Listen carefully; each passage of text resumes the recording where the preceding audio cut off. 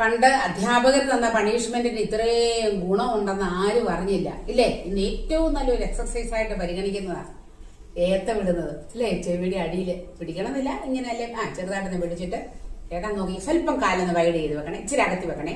എന്നിട്ട്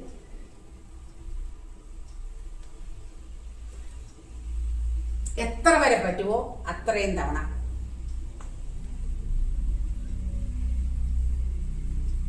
സ്ക്വാറ്റ്.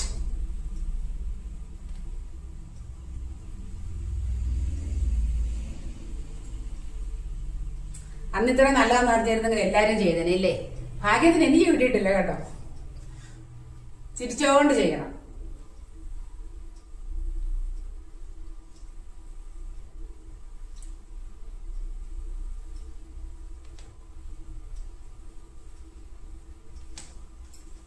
പറ്റുന്ന പോലെ ഒന്ന് ചെയ്തിട്ട് വിശ്രമിച്ചിട്ട് വീണ്ടും ഒരു 10 ടൈം അങ്ങനെ വെച്ച് ഒരു 2-3 പ്രാവശ്യം